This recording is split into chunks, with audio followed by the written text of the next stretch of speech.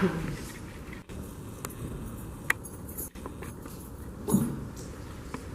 do have a lot to be thankful this week of Thanksgiving. And we live in a world where many other people have so little. And we are called by a loving God to share, not as an act of duty, because we're trying to pile up good things, but because we get it, that we ourselves are so beloved, so precious in God's eyes, that the love that flows into our heart can't just stay there. There's too much. It has to flow out and reach and comfort other people. We hear a lot about that Old Testament God, the judging, evil God.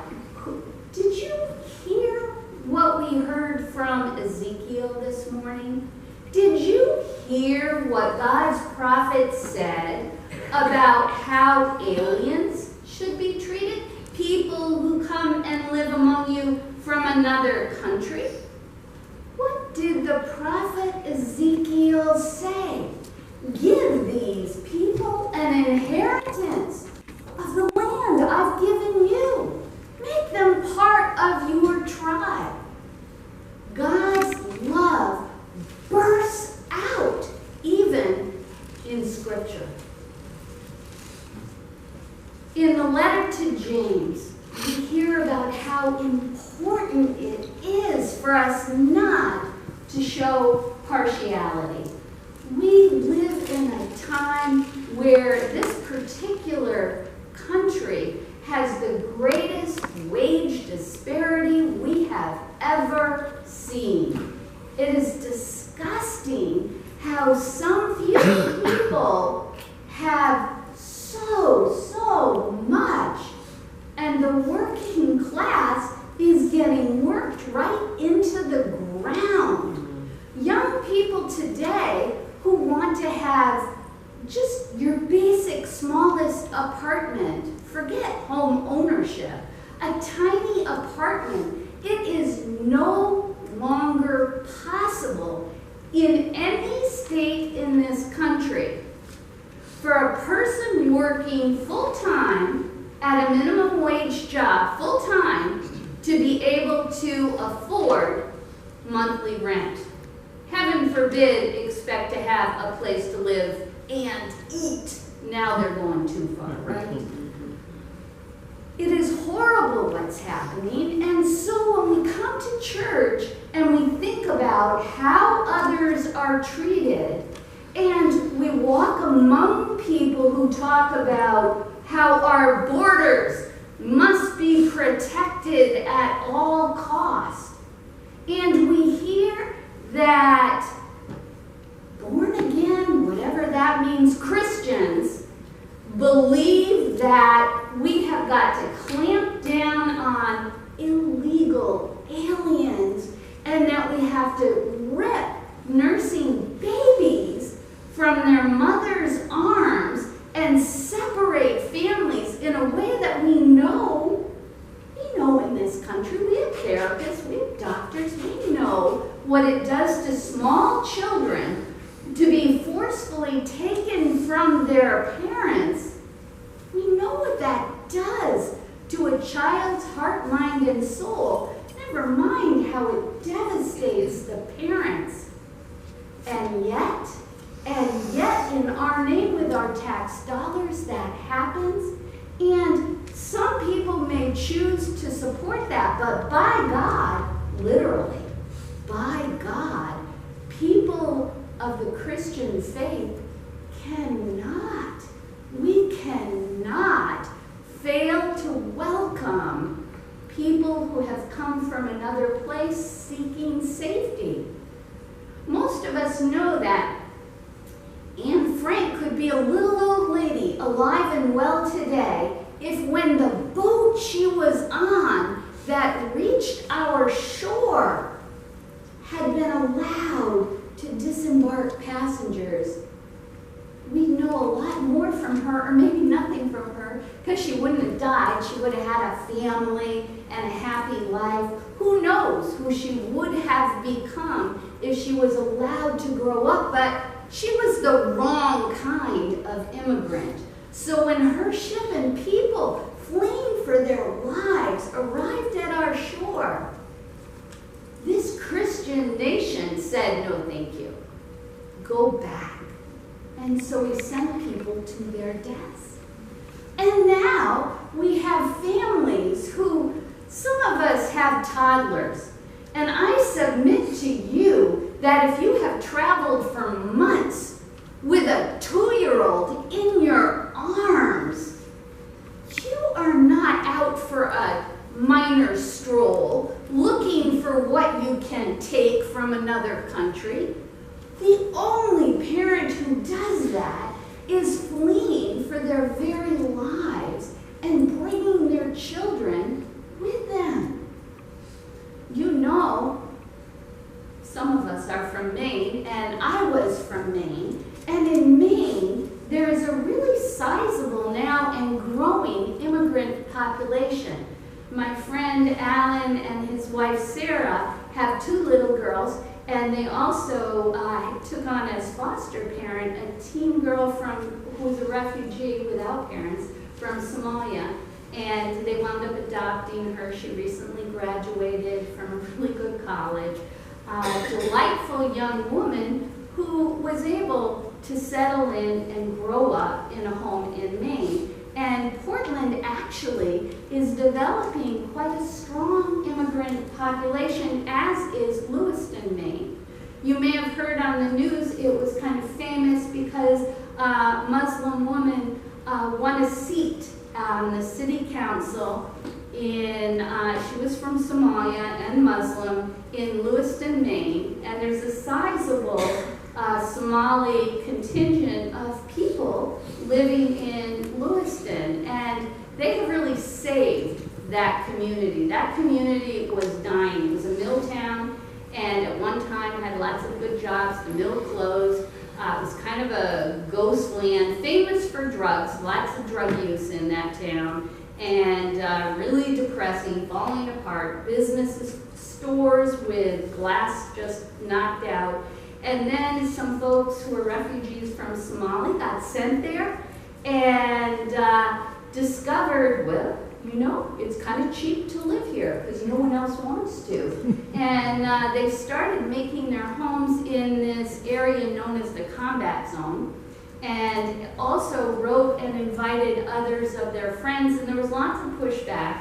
Maine, some of you may not know, but also had a pretty strong Ku Klux Klan group in the past, and the French Canadians for a long time were the target of the Klan in Maine because those foreigners spoke a different language. They were Catholic, heaven forbid, and so there was a lot of pushback against French Canadians. And there aren't very many people of color who live in Maine, not very many at all. And so now they're starting to be more.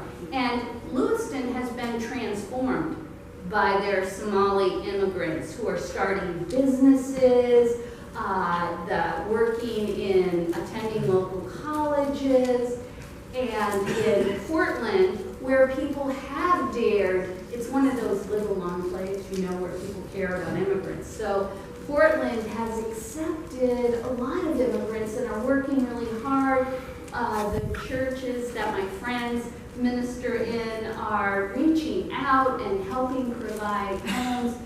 Talk with Dorothy and Dusty about their church's sanctuary for a man who is seeking refuge in this country and trying to avoid arrest.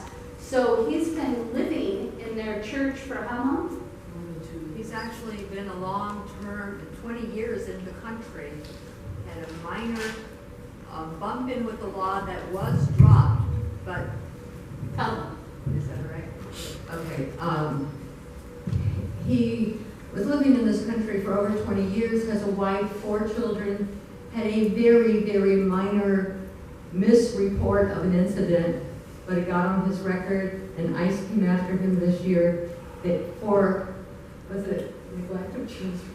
It was not true. It was like a 3-minute thing, and they've said he's supposed to be deported, but he's living in our church as sanctuary and has been for 2 years, 24/7. Many faith communities and are together providing meals, providing rides for his family to visit him. But we need to welcome everybody. Amen. And they didn't say to themselves, oh, let's start this 2-year project. They just thought, dear Lord, this man needs safety. We want to provide protection and connection for his family. And why did that church do that? That church did that like so many other churches actually dare to step up because the God they know and love would not let them do anything else. They had to act. The letter we read, the part of the letter from James that we read this morning calls us to know that God who says, love your neighbor as yourself. Not on a good day, not if that neighbor really dresses up nicely and behaves great, not when that neighbor speaks your language, not when that neighbor, whatever hoop or staircase you would build, never mind. God says, James repeats, love your neighbor as yourself.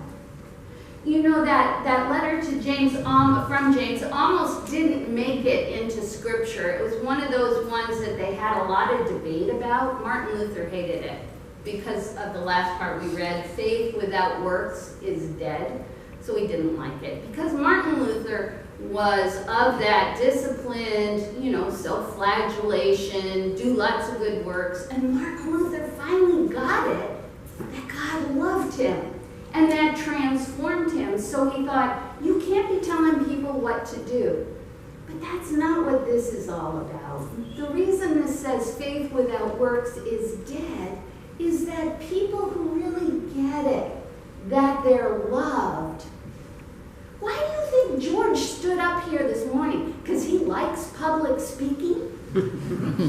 No. Because his heart cannot be quiet because he wants to share what he has come to know about God's love and connection. That's what we hear about this morning. That's what we hear about in Scripture if we dare to read it, understand it, and respond to it. We serve a God of love. Do you think John and Donnie run those Colors of Hunger's meal because they're like, okay, checklist, we need another good deed this week? That is not what that's about. Their hearts will not let them stop. They simply must feed people. Do you think Cindy Gardner puts up with the people in this class? Because they are always so well behaved? That is not it. She loves the Lord her God, and she has to keep coming back and trying to help us. Praise God. We are so glad. Thank you. Our God of love insists that we care and that we make a difference. Do you know that more than half the refugees in this world are children? Yes. Children fleeing for their lives.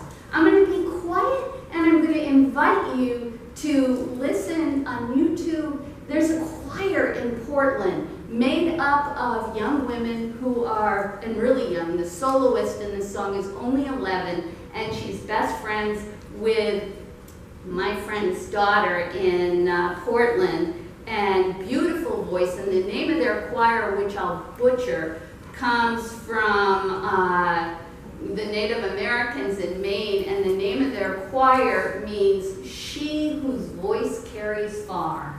And you will have to agree with me that this young woman's voice carries far, and I pray to God her message does too.